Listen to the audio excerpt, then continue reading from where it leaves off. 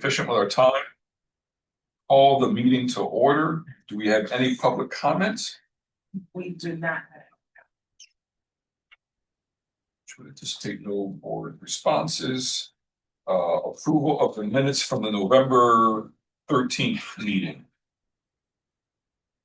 The minutes were good by me. Good.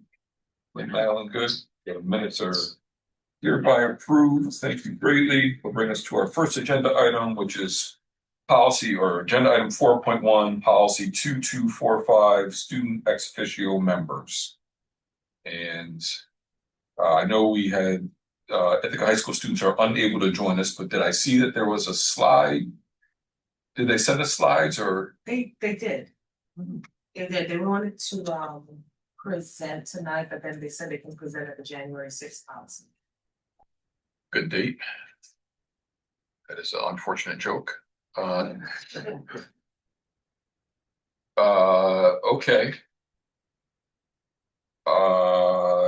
Board colleagues, I mean, I understand we'll have Ithaca High School present at that point in time, but is there anything, and I know we have Julian with us as well, how do we want to proceed regarding this policy?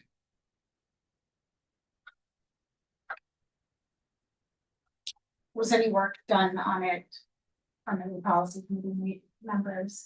I haven't had a chance to look at it. The presentation they sent. Me either. Yeah. Well, I met with the LACS students, Keith and I. Keith should be on his way soon. They did go through the feedback or the information that you shared. It might be good to hear From LACS? Yeah.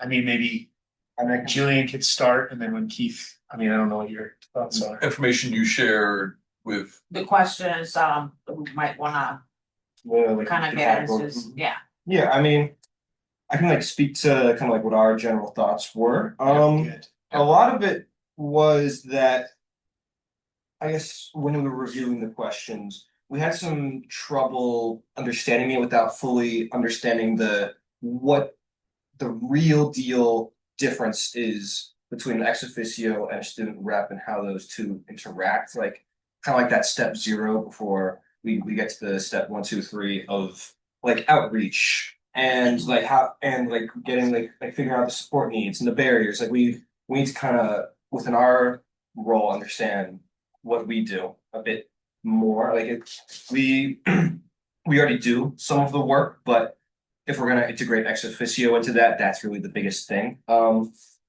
Let's see. Can I add to that? Because Yeah. I was there for that conversation. I think there's some confusion on, since they, how many do you have in there? Or 3 reps. There was some conversation internally if one should be an ex officio member, but 2 should stay on as reps. But then there was also some conversation about reducing the number too. Yeah. Maybe some reduction as well. So I think that was one of the things that people were wanting some clarity around. So before we move forward, maybe we should set not some ground rules, but have some clarity. Sure. My expectation, and I have not checked with my board colleagues about this. My expectation is that we will probably have 2 different processes and 2 different approaches for LACS and for Ithaca High School.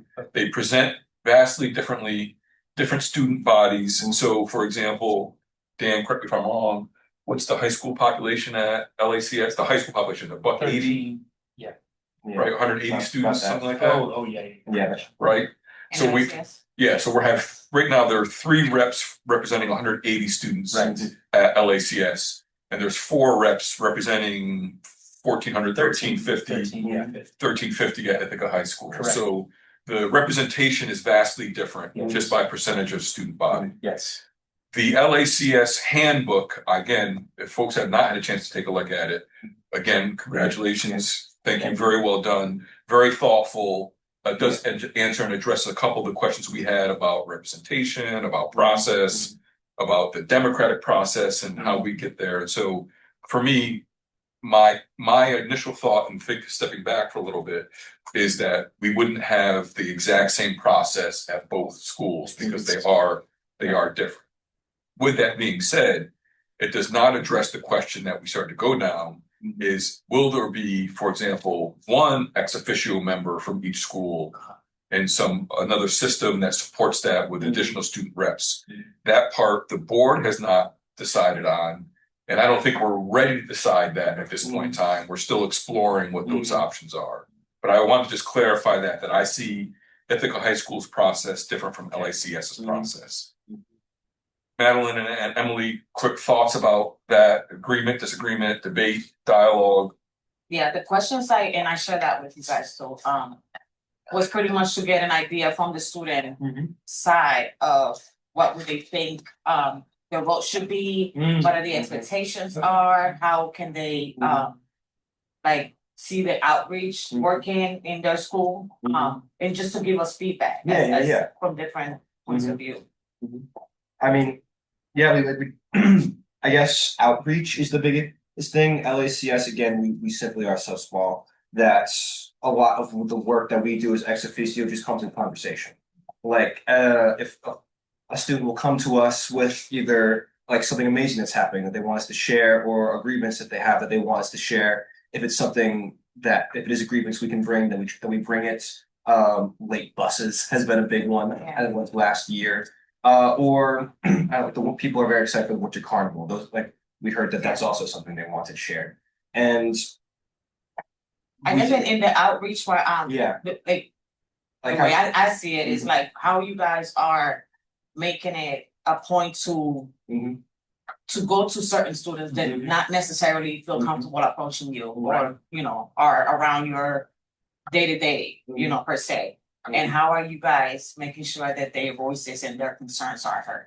I mean, a lot of it is just like, I feel like I know the vast majority of the student population in school, and I can talk to the vast majority of the student population in school, and collectively, between our three, I think we probably know everybody. So a lot of it's like, hey, checking in, okay, like how's it going? Like, how's it, like, what's up? Like, this is going well. And in that conversation is when something might come up, and it's kind of recognizing that, okay, like, oh, wait, what about this? Okay, your bus is, wait, what do you mean you're here 45 minutes late every day? What do you mean you miss your entire first period? Like, that's identifying that and bringing that up, because what earlier on this year, students did miss their entire first period class, especially kids who lived in farther out, more rural communities, had to come 2 hours bus to IHS, 15 minutes all the way up to LACS. Like, they simply would not get to school for. Well, hopefully no one's on the bus for 2 hours, but an hour, yes. Yeah, what's the still, it's like, yeah, it just like hearing those concerns, like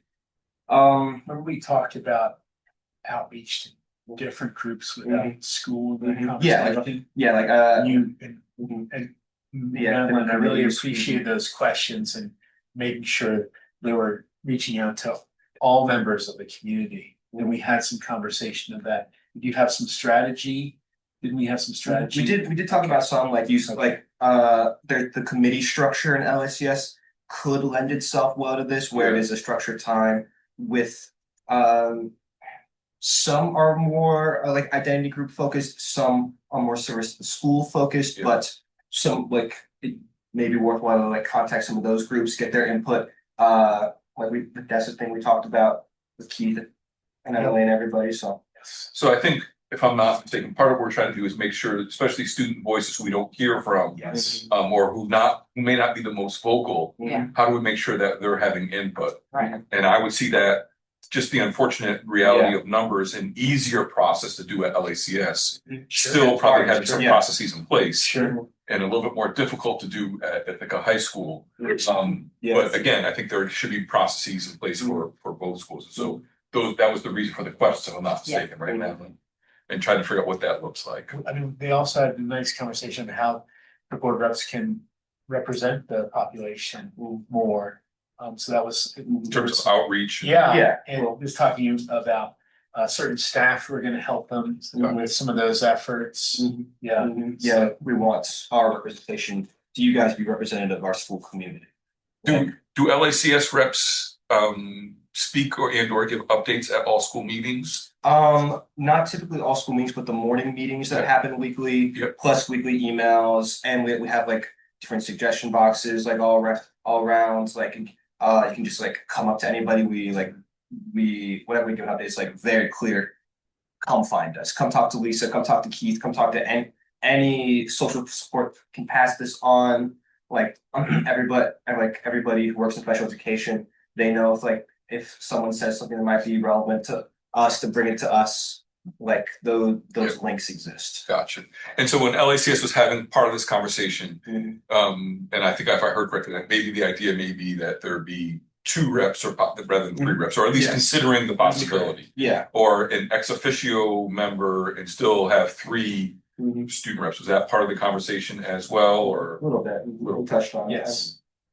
A lot of it is we just simply don't know. Yeah. Like, and neither do we. So don't. And I mean, and not that we don't know. We want to explore all options to try to find a process that works for students. Yeah. And not to impose a system, but rather work in collaboration together. I think a lot of the conversation kept drifting back to logistics. Yeah. Gotcha. And Understood. we were trying to get back towards the bigger picture.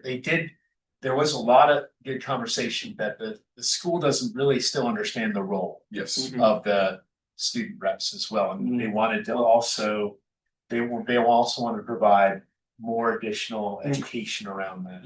Yeah. Yep. I can speak to that for a second. A lot of in our process, we have all the people who are running for election. They speak at ASM. We try to make them as public as possible. Yeah. We found that's the best way to educate people on this. Like the mayor came in today, Robert Cantelmo, came in to speak for our local politics things. A lot of people just didn't really know who he was before, but kind of seeing him speaking with him, hearing him speak, a lot of people wanted his autograph at the end, but it was just like that kind of public education setting is what really is best for the school. I don't know how well that work at IHS, but Okay. So then part of it is getting a little bit more direction from the board about what we see the role of this ex officio member being. Yes. It raises other questions that Madeline has been in conversation with Emily and I about potentially even different types of processes or student advisory committees or boards to make sure that we're reaching folks. I know Dr. Brown does have his student advisory council that is up and running. They've met twice or 3 times that I'm aware of. And so I don't know if those are, I would see those as being separate, to be honest, than rather than being the same. Like, they're having different conversations at the super level than we would be having at the board level. And so we still haven't addressed your, very powerful suggestion about what that looks like. I don't know if that works in this policy or if that's a separate thing that we try to do as well, right? Try to think about what that looks like. I think it was like the way I look at it and why I said those questions was and I didn't held you to those, right? If anything comes up during the conversations you're having, feel free to share. But it's more about I was gonna say. am I making that to a process or like? No, it also help us, I feel, to help create a more of like a job description that can help you guys be more in mind of like, okay, this is what I need to be focused on, or this is the areas that we want to make sure that we address so that we can work together. And then from there, like we work on the details. Yeah, definitely. Yeah, and I think that we as a board have to decide what are the, for lack of a better word, what are the limits of the student ex officio role. The law provides probably more than what we currently do at an individual board meeting, right? So the law states that student ex officio members are at the table, engaging in the dialogue, participating in the discourse, right? Doing those things, and we've allowed that to happen. Not allow, it's the wrong way of saying it. We've encouraged it to happen, but it's also different than, all right, student reps report out is a little bit different than I'm here to engage in dialogue around agenda 6.9, whatever it may be. So it's a little bit of a different thing. And that's the part I think that we need to work out about what that looks like. And I think we've been holding off to hear from students about what they think will be best. And that's partly why I wanted to hear what I think a high school is saying as well. And we got a little bit of that last night. A little bit. So I think this is unfortunate. I tell folks policy is phenomenal because it has significant influence and it is slow. Yep. Right. It's a slow process to get to a policy that actually makes some time. So this may be, something that's on the agenda for another 2 meetings at least, as we're working some things out. But let's use you while we're here for a few more minutes. Any additional questions we should ask, or? I would like to, I think that when we open up these conversations to just everyone throwing out ideas, it's highly valuable in collecting lots of Sure. ideas to think about, but I also think it becomes kind of unwieldy and needs a little Sure. bit of direction. And it sounds like I'm hearing that from you as well, that you guys need a little bit more direction so that you can weigh in on the pieces Yeah. that we're really looking for that need to be in the policy. So I'm inclined, I would really like, and I think that I feel like I've like written these bullets out in pieces in different times that we've had conversations, but I think that it would be helpful to like really zero in on like what the kind of like bucket topics are of the questions that we need to and want to figure out for the actual policy. And then think about who needs to take leadership on that. If we need to take leadership on that first, to set some parameters so that those are already set before we keep like having conversations about topics that may not be able to either be weighed in on or are going to be limited by things that we like need to do and things like that, so that we like can get to that point.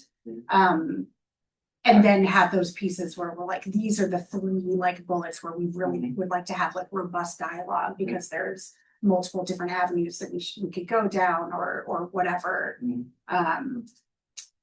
whatever that is. So I guess I'm feeling like it would be really helpful to have like to all agree kind of on those major buckets that need to go into the policy. And I also, for me, feel like we're getting into pieces that are right now we're kind of combining conversations about processes and policy. And we as the board are responsible for the policy. It is helpful to have conversation about the processes to inform that work. But to some extent, like I'm just thinking about some of the other conversations we've had recently, even about like voter registration policy and like other things, where even in the last meeting of voter registration, we were like getting very into the weeds, and then realized we could pull back because the policy, what we were doing, a lot of that was actually like putting responsibility on the superintendent or on the principals. So even when we think about like how to reach students, marginalized students who aren't usually like accessing this, like how much of that are we like talking about putting in a policy versus how much of that are we saying generally like this, we are empowering they're directing the superintendent or the principals to create a system that ensures access to students, blah, blah, blah, blah, blah.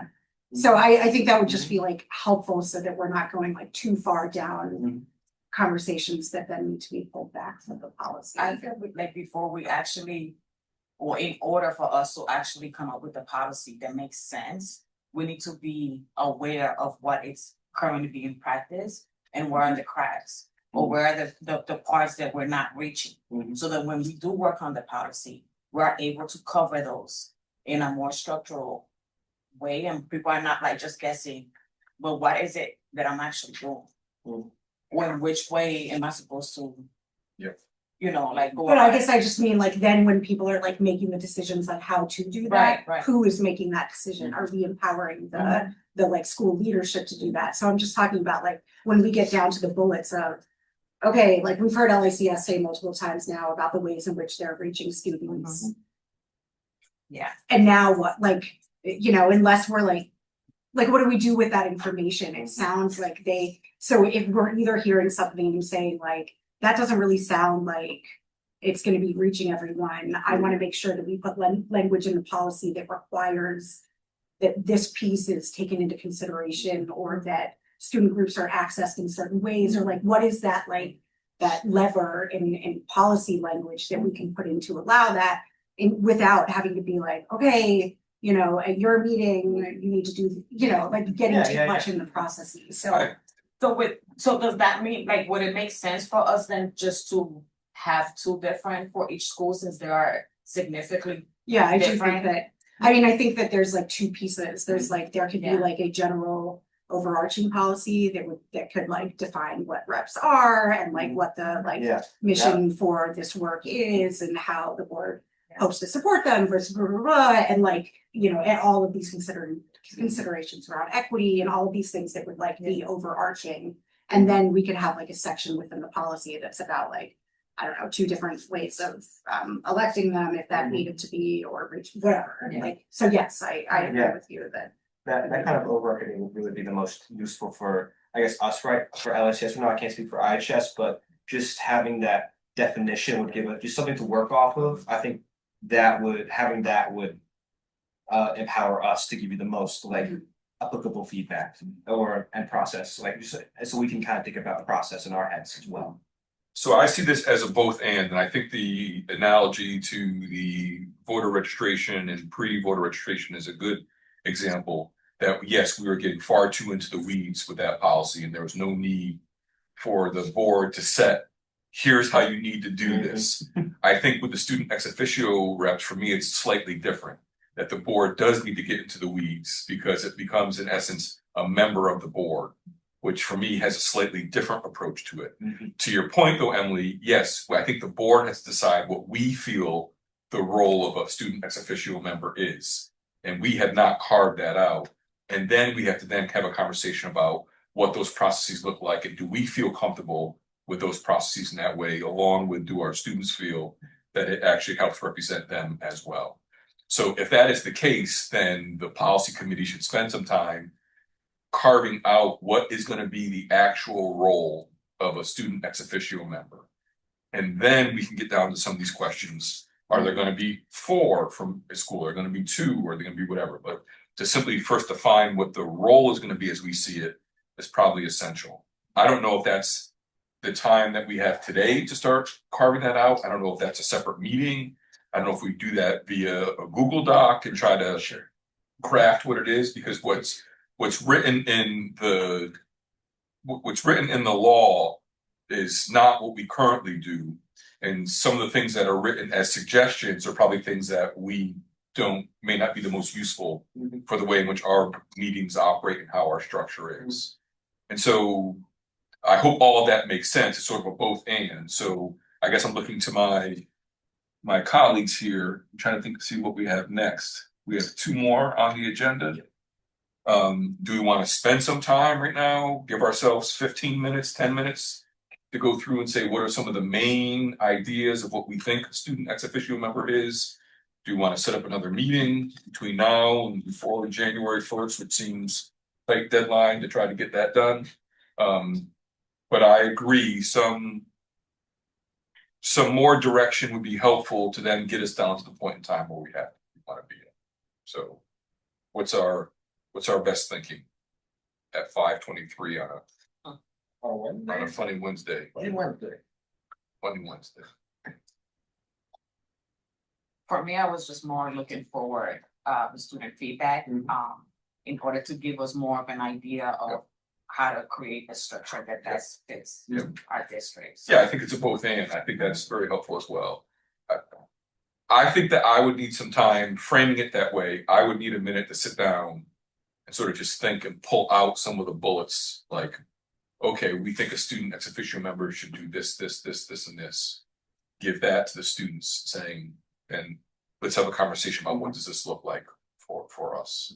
And last night is a great example, right? We were missing one person, missing a student rep and missing missing the superintendent. And it was tough to get everyone around the table, no matter what space we're in.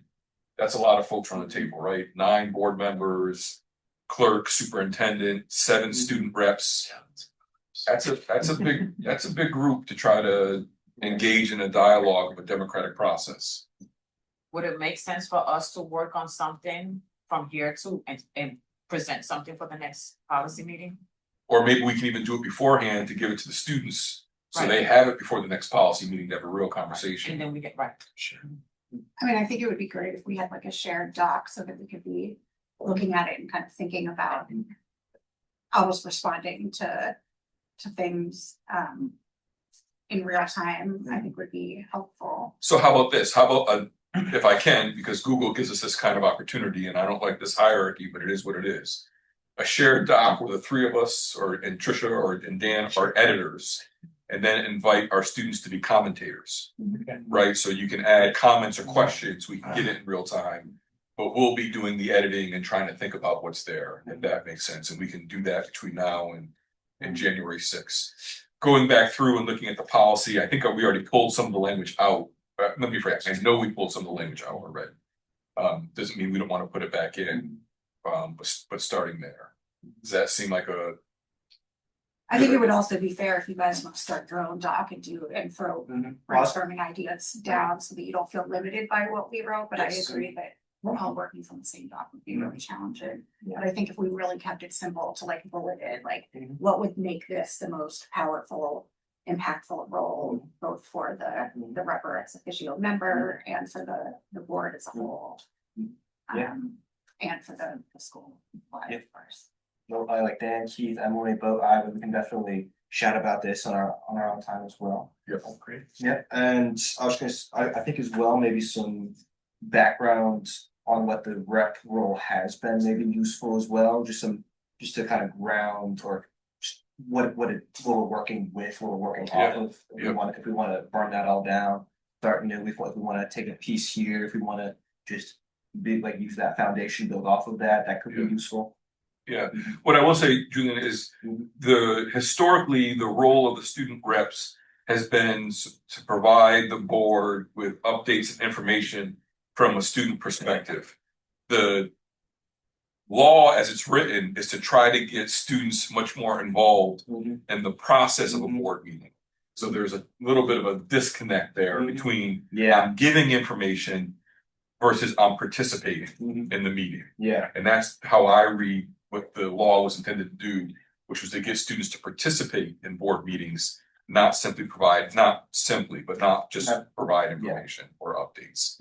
And for me, that's the tension point I have, that I don't think we can invite 7 more people to participate in a meeting. Yeah. That does not seem like we're able to do that. I think we can invite 2 more people to participate in the meeting and still have reps.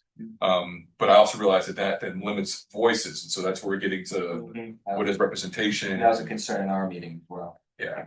So it's going to be a struggle one way or the other, but doesn't mean we can't get through I it. mean, I kind of, I don't know, the way I look at it, maybe it's more of like the ex officio will be the one, I guess, speaking out, but working with the student reps. So it's not that, okay, this is just the only person speaking, it's collectively. We're gathering the information and we're coming up with the subjects, and then we have the ex officials who represent our voices. Yeah, And I it make it understand. a little. So there'd be a group that sort of is engaging in these ideas, these conversations. Yeah. And to be sort of a selected spokesperson, for lack of a better word, Yeah. that becomes the ex officio member that brings that to the board and participates in the meetings. Or they can alternate, if that would be. But it would be, I mean, I guess my thought is like just have one person speaking at the meetings instead of having like seven, you know what I mean? I do. And just that Okay. ex officio represent the school. So I think that this, sorry. I I think that this gets into like the even deeper question about like what the purpose of the role even is, because, you know, I'm not advocating for any one of these, but like if one was like, I don't want to limit it to this, but like this is a great like resume builder. It really sets you up to like help you get into college. You know, like we know all of those things can be helpful if the board, like if we all agreed that like that's kind of why we were doing this to help.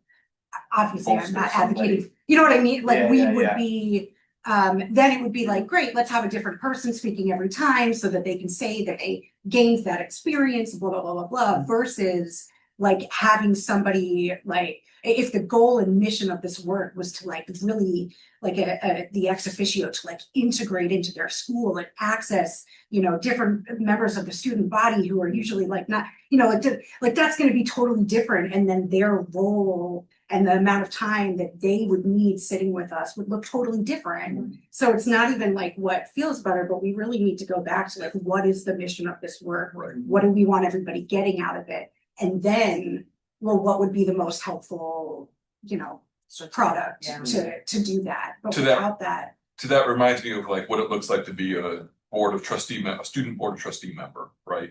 Like that's, but it's similar to what you were just saying though, right? So like it's a heightened status, right? Like everyone knows who the student trustee is, right? They are at the meetings, they travel, they do those things. That's one option, one version of going through a single person.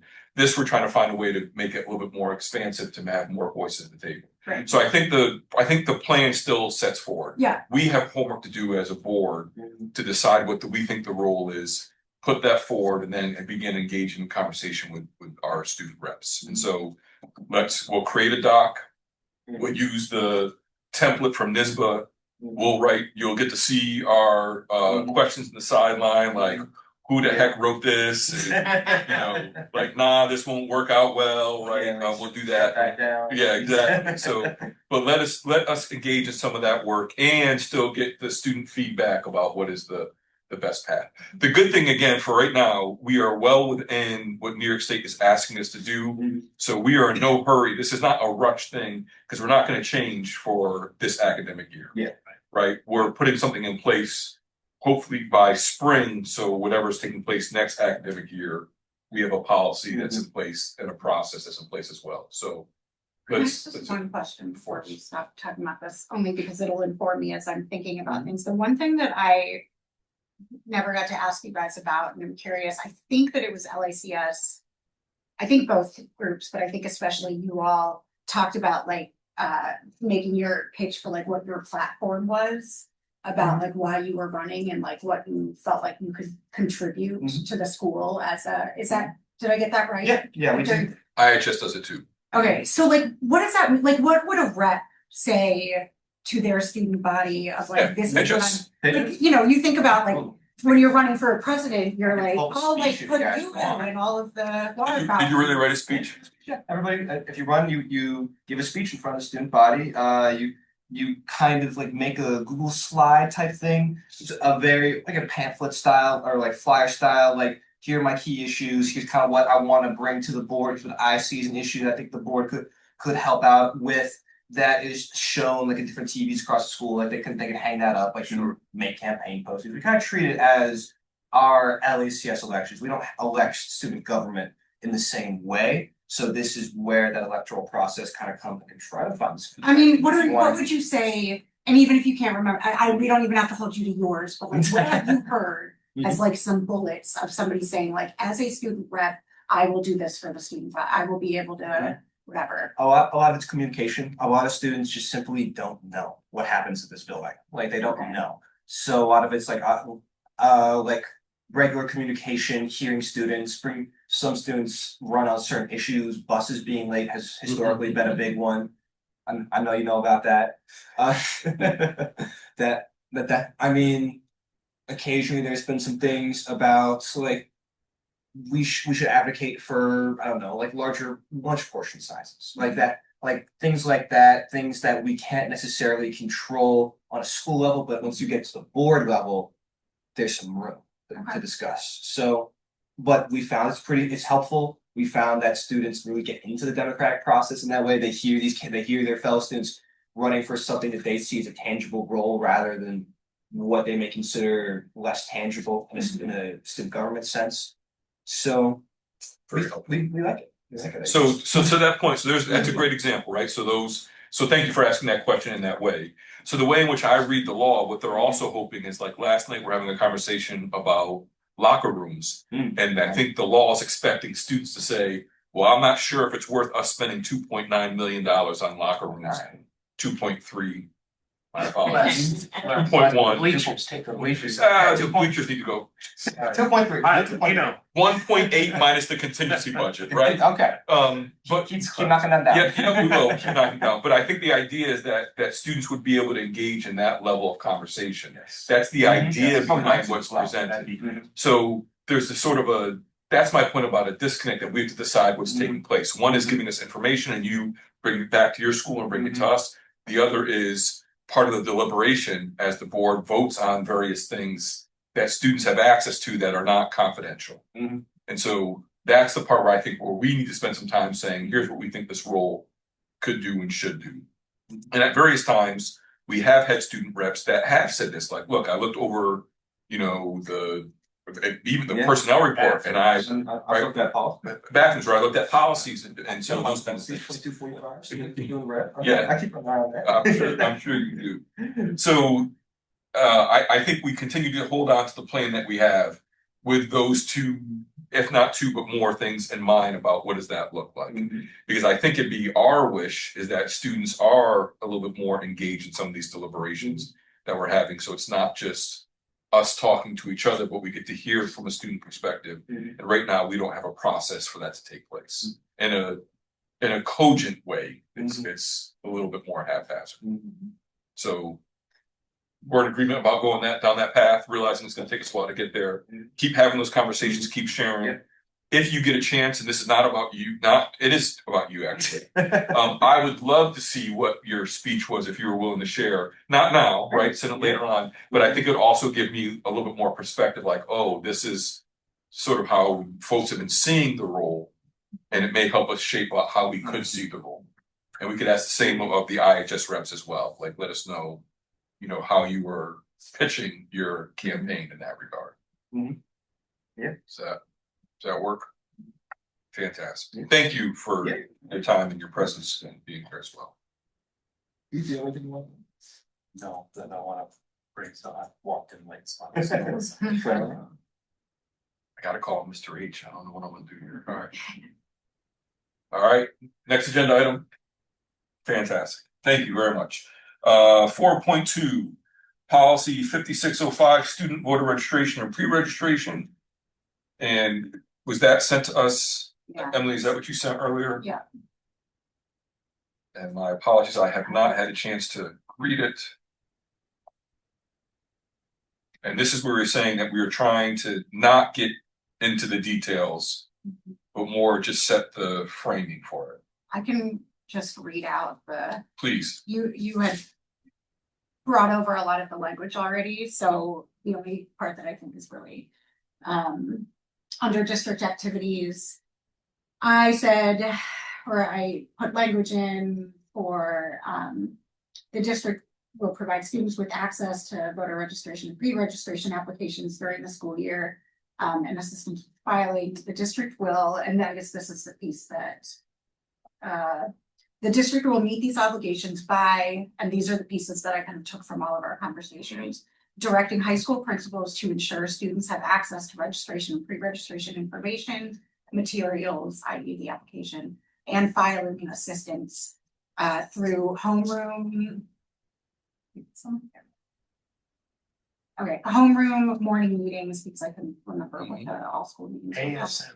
And or other required classes at different times throughout the year, hosting school-wide events that incorporate voter registration and pre-registration information and related activities at least twice per year, and displaying voter registration, pre-registration posters and applications in the front office. The district shall also require that high school principals partner with at least one community resource, such as the County Board of Elections or nonprofit groups like Rejoice the Vote or League of Women in the aforementioned efforts. So I basically focused on like in some sort of class, in capacity somewhere in a classroom setting, and in at least two events. It doesn't have to be the entire event, but somehow incorporated into that event, even if it's a table set up. And then making sure that those resources are at the front office, if and when needed. We had, I think both schools already indicated that they have been working with community groups like that. So I think I personally felt like it would be nice to have that in policy because it also benefits students from learning how to collaborate with them. Thank you, first and foremost. I'm in agreement with what I see here. I would not name the organizations in policy. But I would keep in or nonprofit groups. My concern is, just things change and. Yeah. We're already deleting policies from 1978, who knows what's there. But the rest of it makes complete sense to me. And then I think the only thing that I would add, and this is probably more for the high school, but directing high school principals, or I would say directing high school administration, or because it may be not at LCS, but at the other school, it may be the APs that are doing some of this work as well. Sure. Right, but so doesn't mean we have to change it, we can keep it at principals, I was just We could thinking. High school principals and administration. Yep. How's that work for you, Keith? Covers both parts of my job.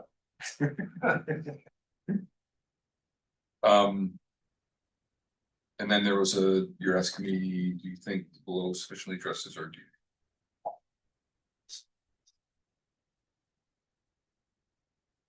Yeah, I think I'm in agreement with that as well. Do we want to say nonprofit groups that focus on X, or should we just say or Oh, nonprofit groups? I understand what you're saying.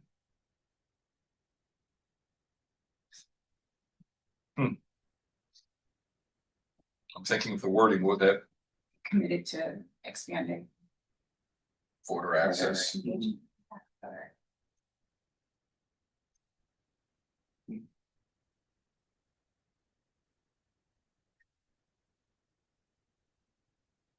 Although voter access means that they're already voters.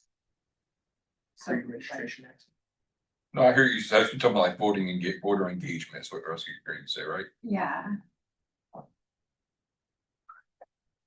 Um.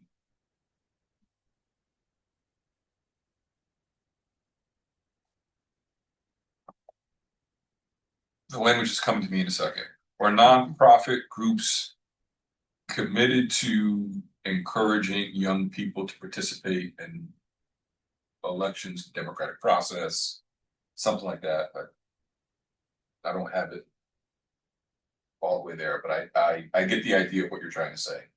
So it's not just nonprofit groups, it's specific nonprofit groups who are doing work in this area. yeah, I'm down with that. committed to encouraging young people.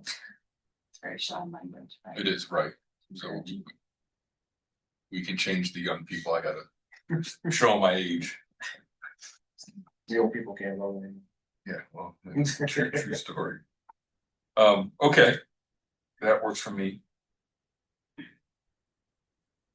And then the note up top on page 1, we can delete Yeah, because we've already did it. well, I didn't change it. Again, I don't expect like LICS to change ASM anytime soon, but like, do we want to be that specific, or do we want to just say like all school meetings? That works. I think that's fine. That's hyphenated.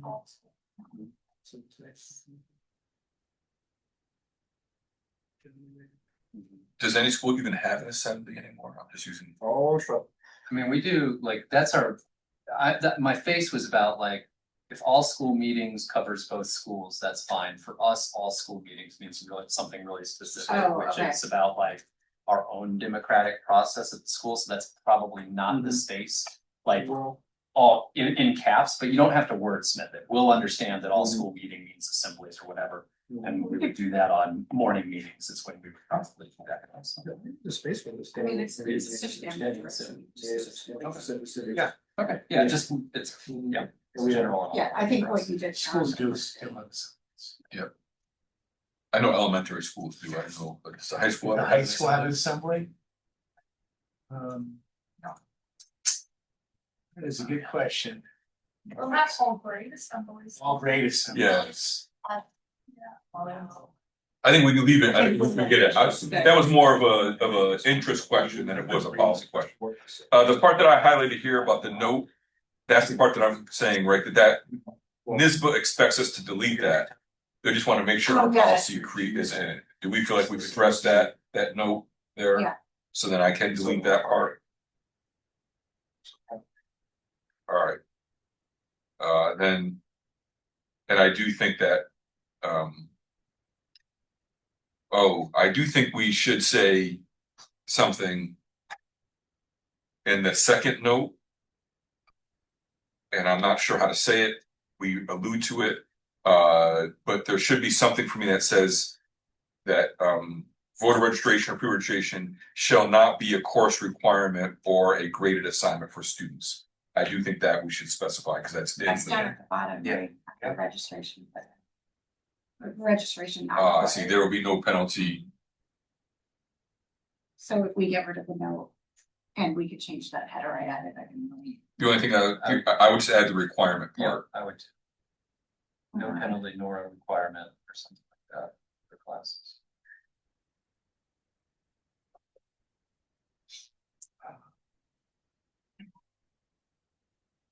Does that work? Yeah. All right. Yep, we'll take a look at it. We'll do probably one more small wordsmithing, Tricia, but if it's good by Madeline and Emily, I think this is good enough to go up for a first reading with an expectation that we're telling principals and administration, in essence, this is your responsibility and your role as the law stipulates. Well, it says the district should do this, but each building. First reading on Tuesday? If we want to do it on Tuesday, I haven't seen the agenda yet. I don't know how busy the agenda is on Tuesday. Let's try it. That's okay by folks. I'm embarrassed, the IHS principal is. Karen. Karen Allred, so I should know. Sorry, she did say in our last conversation, she mentioned something about hoping to do, like evaluation of like how impactful it was. I kind of feel like that could be really challenging, so we wouldn't put it in policy, but would be great if she did it. We could suggest it in the policy or. So here's what we could do. I mean, the good thing is we can put it up as is for a first reading. Okay. Right? And then it's gonna come back to the board on January Yeah. 6th.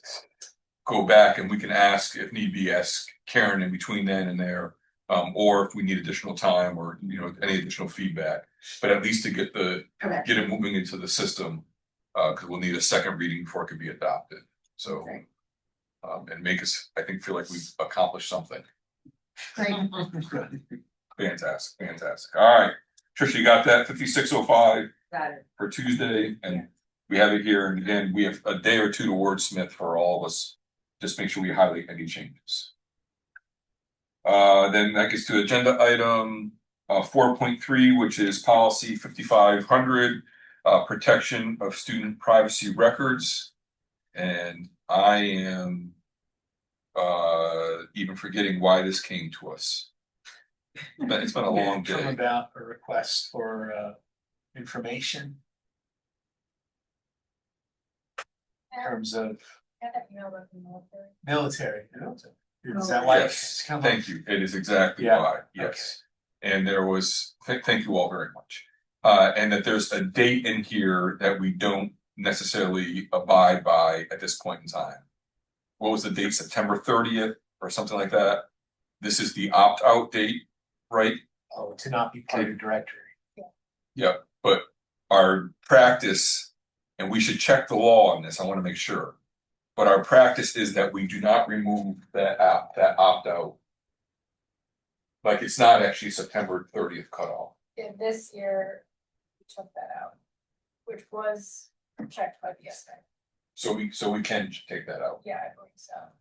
So the issue, and I'm speaking more for people who are listening at home who may not know what we're talking about. We had received a letter, an email asking us about parent or caregiver ability to opt out of sharing student records with military recruiters specifically, but there are other recruiters that are included in that, and that where can they find the information? And our policy states that a parent or caregiver is it opt out or opt in? Opt out, that a parent or caregiver can opt out so long as they notify the district by September 30th of that academic year. In fact, our practice has been a parent or caregiver can opt out at any point in time during the school year, even though the policy states September 30th. Our practice has not been that. And so I think the idea, the reason why now that I'm remembering, of bringing this policy forward is simply to delete that date, that timestamp, if that's not what we're doing, and if we're not legally bound to have it by a particular date. And that section is, I can find it. It's release of directory information to military recruiters.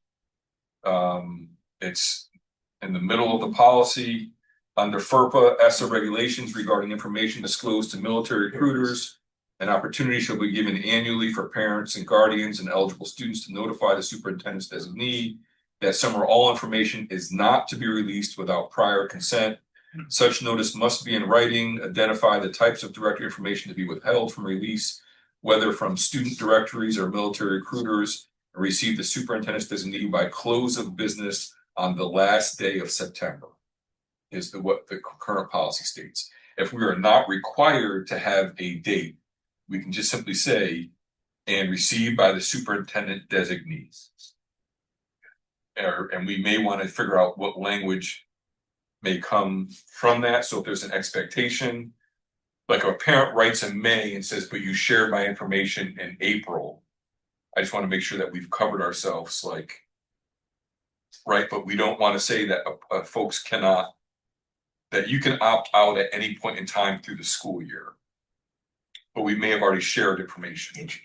I think that's the interesting point, is that the recruiters might ask.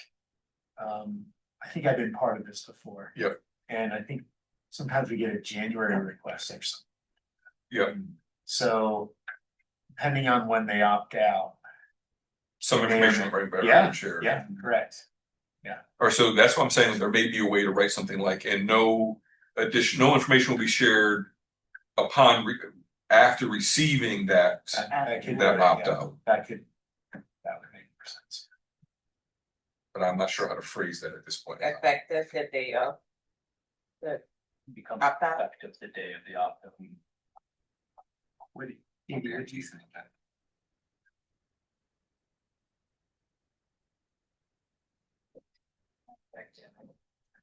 Okay.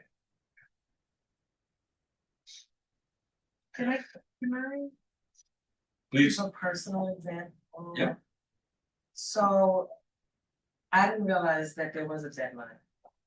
And for me, what I did was I signed the paperwork and I handed it to the administration at the high school. And they said that the deadline was September 30th. But unfortunately, the Navy requested a list on October 1st. And my son's name was on that list. But going forward, they would remove this. Yes. Right. So that's what we're trying to capture. So we're not misleading families about what can happen. That information may be shared as well. Does this section specifically about the military, and then what I'm just hearing Tricia's anecdote is like, so are they aware of that date? Is that why that would, and does it affect their practices or ours if we don't have a date? I could see it both ways. There's an argument to be made both ways, right? The one way is like, I don't know if there's a date at which they can ask. Like, can they ask on August 1st. September 15th? Yeah, exactly. Yeah, I guess that would be my curiosity. And then if we don't have a date, does that affect what their practice would be? Because if so, I think I'd rather have the date on there so we at least know when they would ask, so that we know to inform families clearly. Yep. Or maybe there's an initial date, and then we just say we'll accept them at any time, and then after that date we'll close it. But I just wouldn't want to like get rid of the date and have it wind up opening us up to more. Yep. Yeah, sure. but I don't know if that's an issue.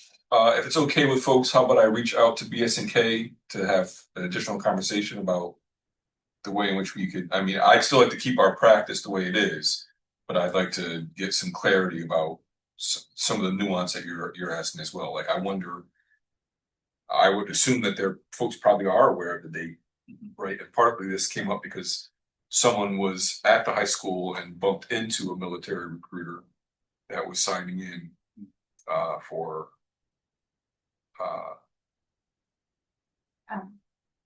yeah. It's hard thing too is that, it's all under directory information, so when you're opting out for everything else, military recruiters, it's like the next step in it. So I don't know if we could ask BSNK if they can be separate opt-outs, because I think that makes it a little challenging too. Opt out from the directory, Like- opt out from. Yeah, like when you wanna opt out for military your recruitment. photos, Yeah. you're then opting out for military in the same directory information. Those are different things. Say that to me one more time, Katie, make sure I heard it correctly. So when you go to opt out from directory information, say you're gonna opt out from media releases, you don't want your photo shared, then that's followed by military recruiter opt out. Like it's all under directory information. So then it's not like a menu where you can select what you want to opt out you from. can, but it's like, it's like the larger. We're giving them all this stuff they can opt out of at once, instead of like, I think military is very different than I don't want my photo shared. For sure. Where is that on here? Like if you're on the homepage of, Of ICSD, yeah, if you give me a second, I will share it with you. Our annual notices are not on the homepage anymore. They're under the canvas page, When did they go out again? August. August, okay, all right.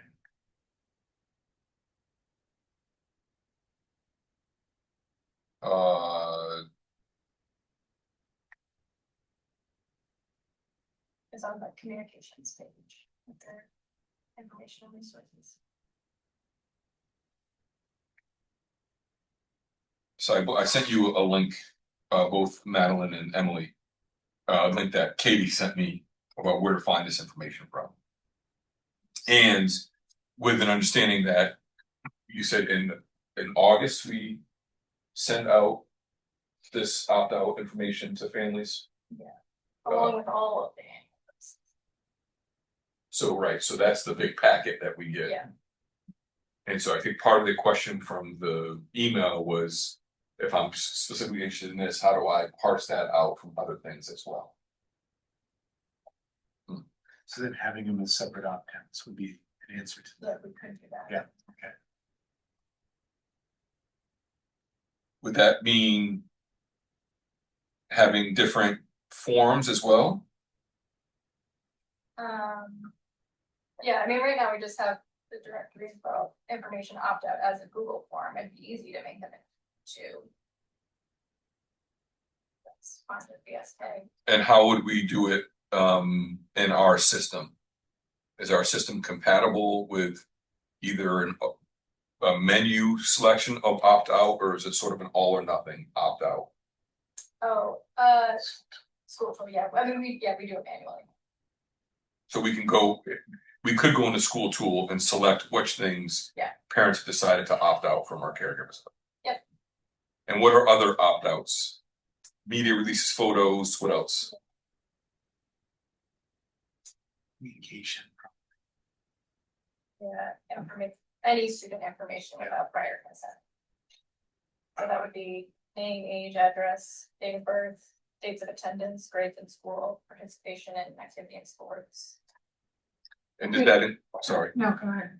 does that include who we get to choose to opt out from? Right? So it's like, I don't want the military to have my information, but I don't mind if college recruiters, I'm just trying to. Yeah. Is that, but it's, I guess, just as an extension to that, that's basically what I was going to ask, but you listed out a bunch of like personal information, which is different from like recipients, so are people checking off both things right now? Yeah, So I would say That seems really complicated. So if I said, So somebody might not want like their students' name in your book. There's one section for that.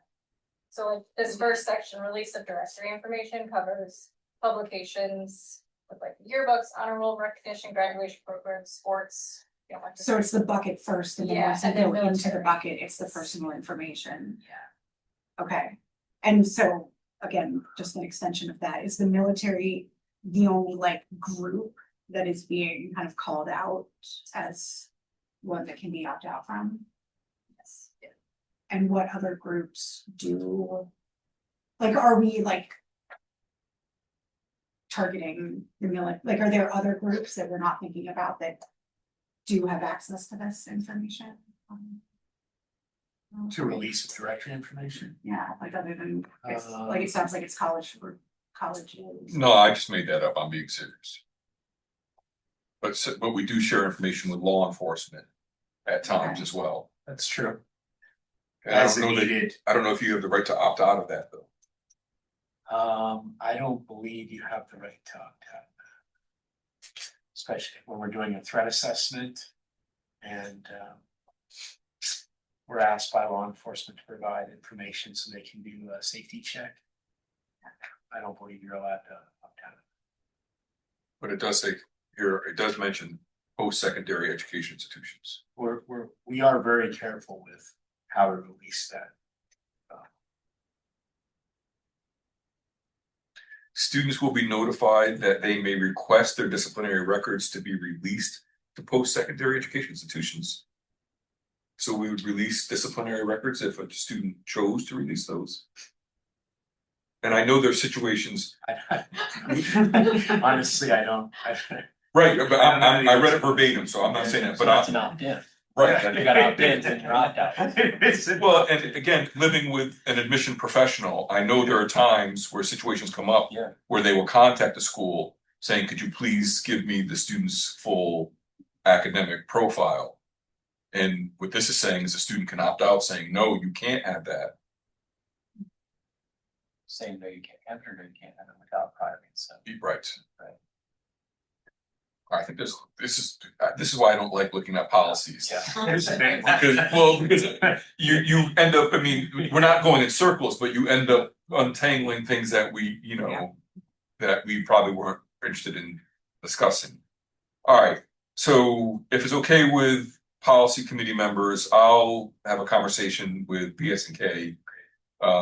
Not necessarily about our processes, about what's expected in the law, what can we do? Is there a timeline? And what is both the opt-out and or opt-in option for this?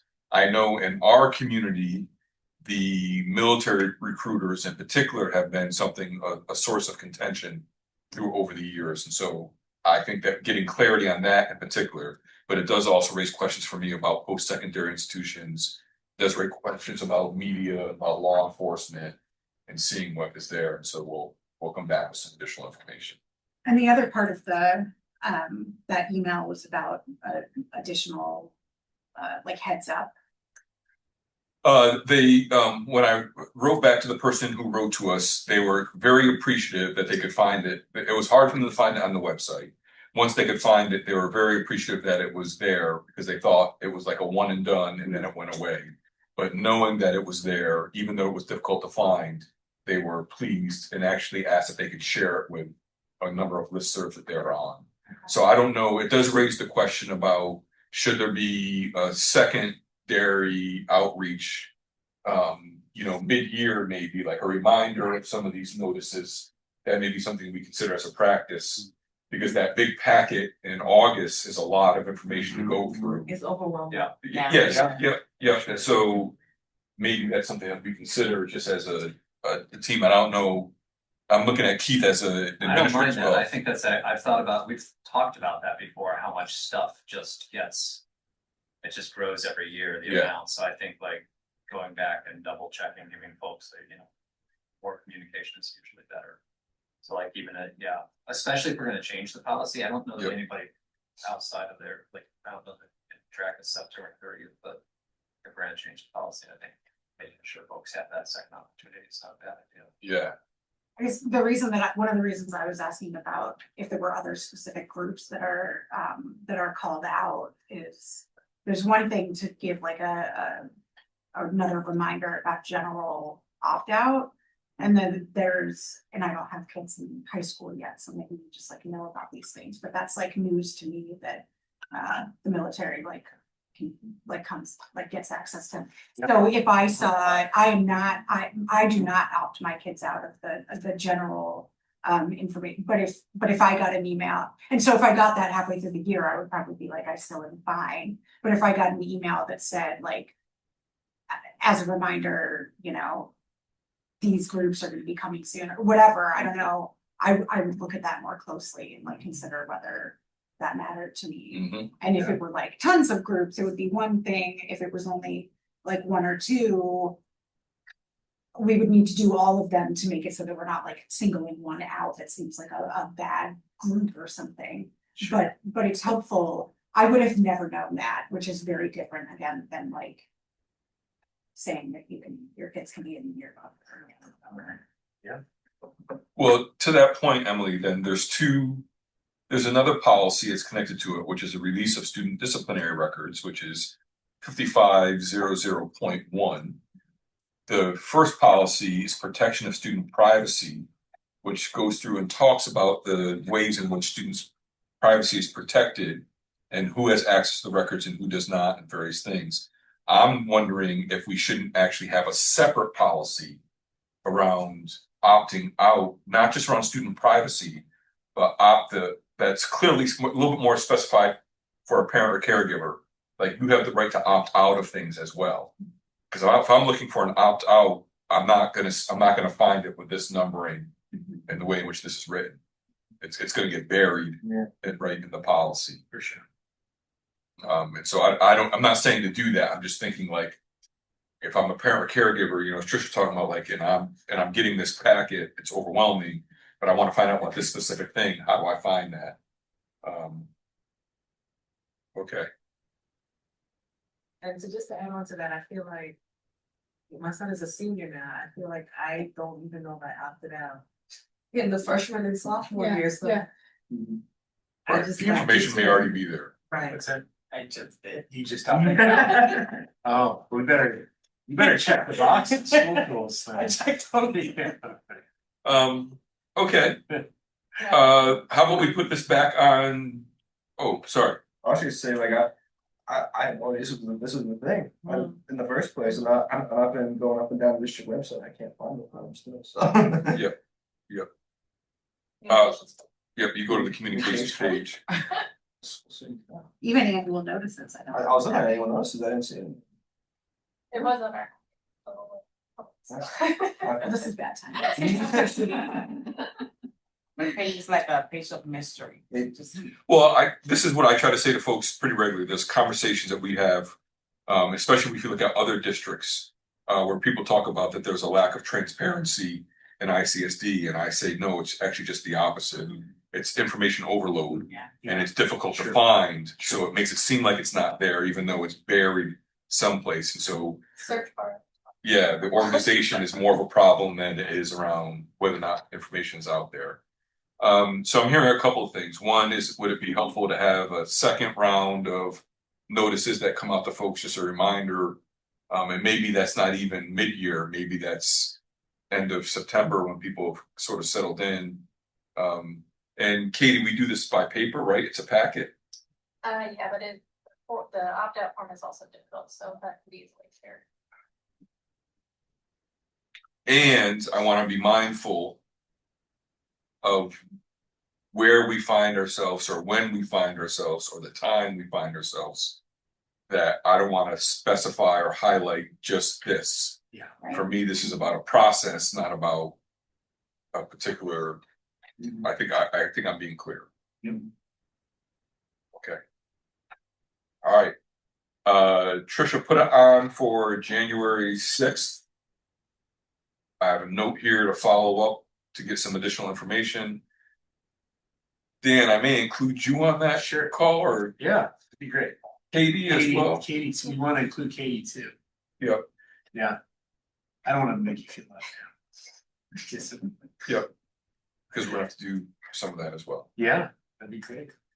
All right. Thank you. Any other, if I'm not mistaken, our last policy committee, we decided on a couple policies that could be deleted, Yes. and the November 13th policy. And I think I'd be in favor of the ones that we agreed upon of putting up at the next board meeting in December to start that process.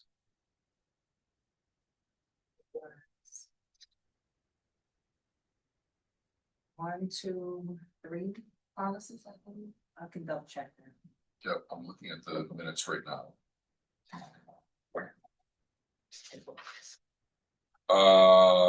Yes. Policy 5311.4, damage to property. Policy 5250, student activities. And policy 5601, well, that one we said, well, we're gonna do some more research on. And that was around school lunches. And particularly the procedures, we thought, policy 5601, school lunches, we thought we would not change, but ask some additional information. Policy 5601-P, school lunches that were applied only to Boynton and DeWitt, we thought we could delete that one, but do some more research on 5601. What exactly were we going to do more research on? Policy 5601, school lunches, that was adopted in 1979, but references the 1946 National School Lunch Act. But we wanted to make sure that whether or not we needed a policy on school lunches. So it wouldn't be that policy, but do we need a school lunch policy? Especially given that we have a couple of schools where the entire school receives free and reduced lunch. Is there something like? Do you want to have our food service director take a look at it? Would that be helpful? That would be helpful. Okay, that's correct. Would that be helpful? Like, To bring us up to, she is well versed in all the, I mean, the regulations shared in this are completely outdated, so with her lens, it might help us bring us up. I guess sorry, I didn't mean to, I just That's what I mean. deciding whether we need a policy. Oh, Like that's if a different policy is question. required is a different question That's a than different question. if we do need one. And even if we do, we would need to give some direction about what we're actually looking for. Sure. Like, we don't need to write a bunch of information about. Like, this was very like simplistic, and if we just need that, then I think all we need to do, that policy still is in place. There just is now an extension policy that we would need to reference, which we could just add that language. Okay. But I think what we need to do first is figure out like if we need a policy, and if so, what needs to be in it, and then the input would be valuable Okay. if we need more. That makes Do you sense. disagree? No and yes, right? Generally, no, I don't disagree with everything you just said.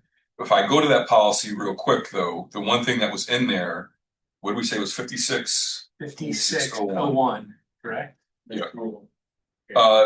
The language that I am in favor of trying to keep or making sure that we may need is that the Ithaca City School District offers a blank, whatever the new name is, in accordance with the rules and regulations of the National School Act of 1946. We know that language isn't going to be there, but the idea of having a policy saying the ICSD guarantees that we will follow federal law around school lunches or something like that. So that's what I was. Yeah, I guess I think that that school act of 1946 actually still is in practice, and then there's just like almost like an addendum policy that's been added more recently, so that's why I was saying, I think Absolutely. it's actually not wrong, it's just missing information if it needs to be that. And that second paragraph is what the part that we had some conversation about. It is understood that in keeping with these programs, the school district will serve free and reduced lunch for children who are unable to pay the full price. Yeah. I would like to keep some language similar to that on the books, right? Like, but what is that? I think is what you're asking. Like, what does that actually look like? Even though we do universal lunch, free lunch. Not for all schools, Well, right now we do, right? Isn't lunch for across everybody? the entire district. Because of, yes. But I'm not saying that we take it out, I just No, like maybe we leave it in case things change, so we've got it in there, but I think so. Yeah. That's my understanding. Because there was some question in the beginning of the year, Sean. Yep. And then Governor Hochul, there was some support from the state to offset that. We're still covered under the PO. Yeah, but maybe it's helpful to just have Beth Kraus take a look, just to make sure that it's actually correct at this time. Yeah, well, let's merge a couple of these conversations. Let's merge a couple of We these don't wanna conversations be together, wrong. right? Yeah, So that's fine. we heard from students last night that they have, for lack of a better word, complaints about school lunch portions. Portion size. If we are within a program that says there's universal free lunch, that may be dictated, that may help dictate what those portions are as well. There's also, we're working with Chef Ann. I mean, there's other things that are happening. Portion size was our commitment to healthier lunches and Yes. breakfasts as well. But we should also look to see what the USDA Yes. is saying in terms of those portion sizes. Would you like, is that something that? I you think want? I think they're connected. It sounds to me like they're connected without getting too much again, doing unnecessary work. I'd like to know more. Yeah. And I don't know how the first part missed me, but that's. Well, no, it was, we weren't sure if it was gonna go through in the beginning of the year, I think, right? There was some question whether it was gonna happen.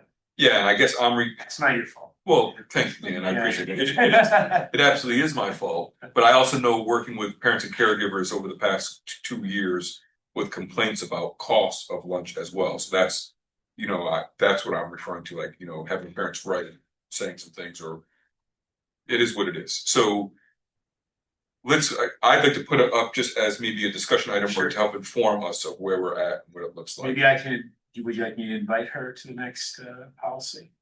I don't know that we're there. Okay. I don't know that we're not there. We also have a lot happening, but I'm intrigued by where we find ourselves. Okay, all right. And I would like some information around portion size, Okay, sure, we can do that. if that's being raised by students.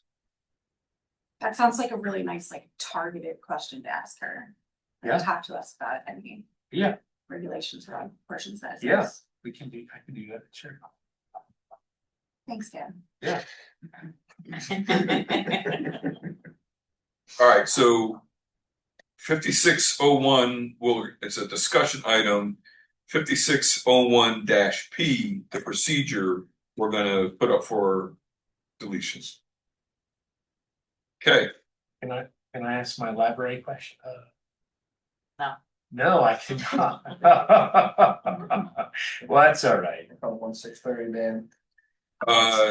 you're asking the library question, or you're setting up additional policies for us to look at? I think it's both, it may be both and. So It's a so question. no. It's a no, okay. No, let's hear it. Well, I do work with librarians, and one of the questions was, we have current policies, we have 1420, 1420R, and there are complaints about curricula, or instructional materials. Those are, older policies. They are wondering, they'd like to see if, this committee is open to a book challenge policy, which may actually fit into either 1420 or 1420R, or maybe a separate policy in itself. And I think they are just hoping to have the conversation started. And tell me, what do our library, if there is something, what do librarians see as the difference between a book challenge policy versus a complaint about curricular or instructional material? I think they just see it as, they don't wanna, frankly, they seem less concerned about, they didn't wanna weigh into the curriculum as much as they had more urgent concerns about challenges to books. So a And parent or you could do it- caregiver complains about a book that's in the library, what is the process by Yes. which do we keep it or do we remove it? Or if an outside organization tries to limit to challenge books. They were hopeful for some language around that the book challenges could come only from within the school district, within the county, and not outside of the county. That's legal. I mean, I think we're gonna have to check with BSNK on this. I think maybe the next step is not to put it on the agenda for the next, well, we could put it as a discussion item, but then also to get some, I think we'll have to get on a call with BSNK as well. Yeah, I think understanding like the exact, like, is the real issue that they're asking about, like, outside county It does, complaints? it or does is it- feel like they were leading with some political movements that are occurring right now. That from people who do not have children in the Ithaca City School District. And maybe politically activist groups. And then and I think this comes from you know, some documentaries that are out right now that people have been watching, but how to protect our book selection in the library around that. So it seems like really the question is for policy 1420 to ask BSNK if the language that says the board also recognizes the right of community members to voice concerns or complaints, blah, blah, blah, the criticism can, you know, be resolved in one's way is if we changed community members or defined community members to members of the ICSD community. I think that makes perfect sense. They also had questions about, and I don't know the answer to this, old policies that are not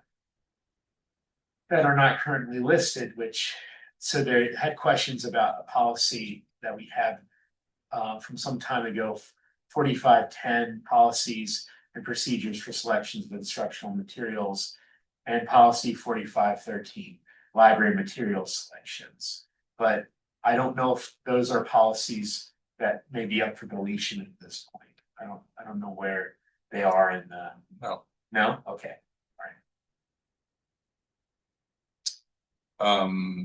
Yes, just this, 1 second, I know we're over time. Yeah.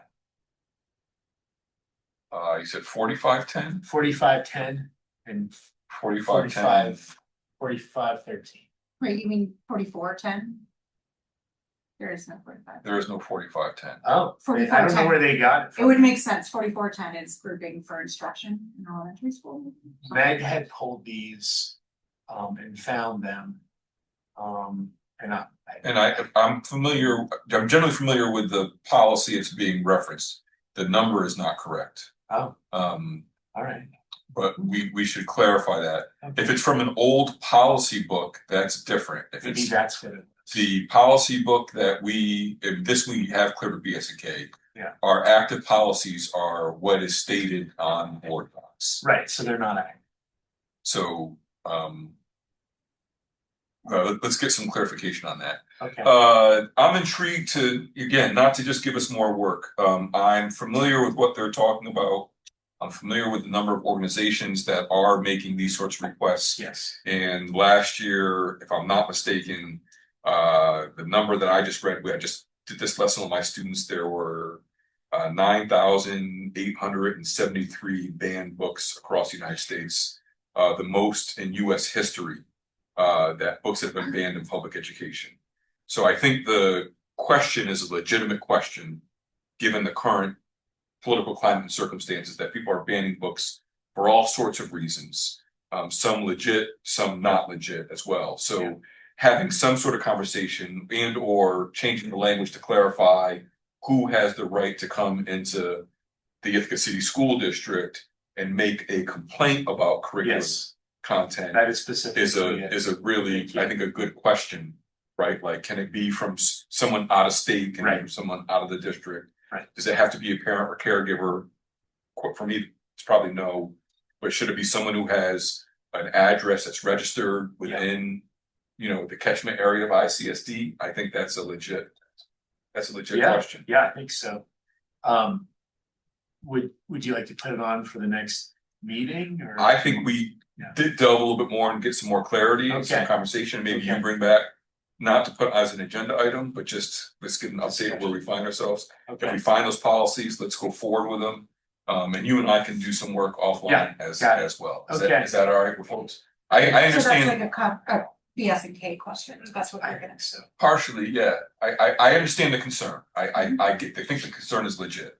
And or I think wanting clarity is a legit process at this point in time. they drafted some language already, might be helpful. Sure. If you want, feel free to put that onto a Google Doc and send it to us just Yeah, as reference. I think it would help inform whether we go with it or not. It would give us some idea of how people are thinking about this and what they would recommend. okay. Trisha, are you clear on where we're moving next? Yeah, I am updating our Google Doc for board meetings. Yes. with all the things that's supposed to be in the next Yep. board meeting. Gotcha. We'll take it from there. All right. Appreciate it, good folks. Thank you for staying around. Enjoy your Wednesday. You get to enjoy it. I get to go interview students. So.